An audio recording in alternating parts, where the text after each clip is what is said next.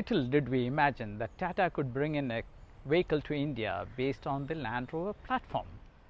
Today, I would like to share my user review of the Tata Harrier XZA, which I have been driving for the past 2 months. I'll be sharing both the positive and the negative reviews, and you can wisely decide for yourself before choosing the Harrier. Coming to the build quality, we know that the Tata Harrier is based on the Impact 2 Land Rover platform, the Omega architecture. Tata has long been seen as a manufacturer of trucks and buses, but that perspective changed after the launch of the Tata Estate, Sierra, Sumo and the Safari.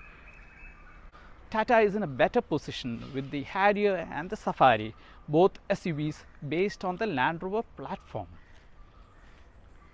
Tata is ready to take on any challenge, be it from the Jeep, MG, Kia, Hyundai and the new entrant Citroën. We all know that the Tata Harrier has got an engine which is sourced from Fiat, a 2-liter 4-cylinder turbo engine which is sourced from Fiat, the same engine found in the MG Hector and the Jeep Compass, and it's mated to a 6-speed automatic transmission sourced from Hyundai, the one found in the Hyundai Tucson. The combination has worked well for Tata Harrier and it's ready to challenge any competitor of this segment. Tata Harrier is powered by a 2-liter diesel engine sourced from Fiat, and they have named it the Cryotech 170 bhp, and which is capable of producing a peak torque of 350 Nm at 1750 to 2500 rpm. And you can see how well their insulation is being provided in this car, so that the NVH level inside the cabin is considerably brought down, unlike the BS4 where the NVH level is slightly higher. The Tata Harrier's body roll is very minimal and you hardly feel the body roll in it, but somehow you feel a slight jerk, especially when you are about to climb the bridge. The humps and dips on bridges are easily felt in this car, but you can't complain because of a car of this size. As we know, the front suspension is designed by the Land Rover team, and the rear suspension, the twist blade rear suspension, has been designed by Lotus Engineering, United Kingdom, and it has worked out well for this car. The interiors of the Tata Harrier is pretty good looking.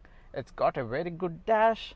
The center console with the infotainment is pretty good, and even the armrest is on the door panels are really very nice. It's got a very good wood trim, but the one thing which I really didn't like about the Tata Harrier is the steering wheel. The cover is of poor quality and they could have made it a bit more better. The Tata Harrier has got a very good upholstery. The leatherette seat looks rich, but then they could have improved on the stitching part.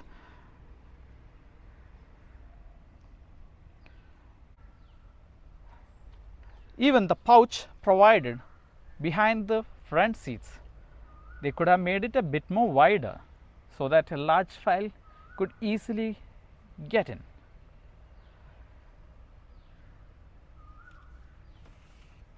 The Tata Harrier has got a very good door panels, and the armrest provided is of much use, especially the handle.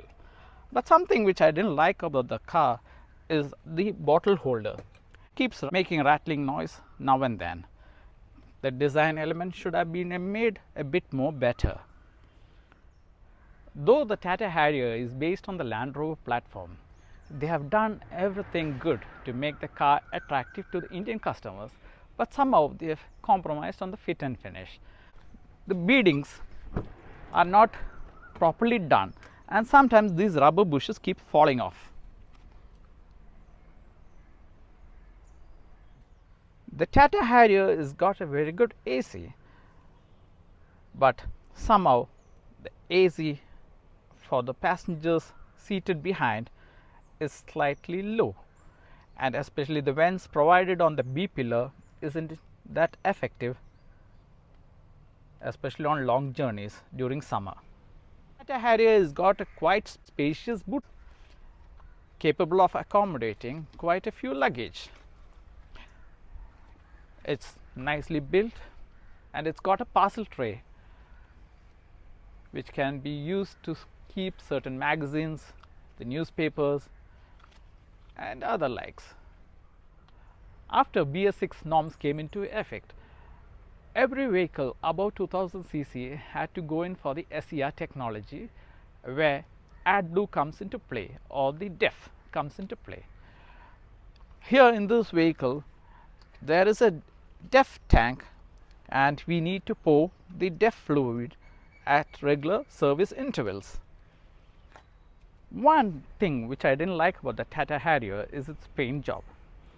When, as you can see, the color difference between the bumper and the metal part, the shades are entirely different, and once it gets a little more older you can actually make out the difference. What they have told me is this particular material is from the plastic and this is the metal. That's the reason why there is a color difference, but that is not the actual reason, because in other cars like in Hyundai or be it the Maruti or any other manufacturer, if you take a comparison you can see the color, there is no major difference, but in the Harrier there is slight color difference between the metal and the plastic parts. The paint quality is just average. How this particular part is being finished, it's not been done to perfection. Unlike the other side, on the left it's perfectly been done, but on the right it's not finished properly.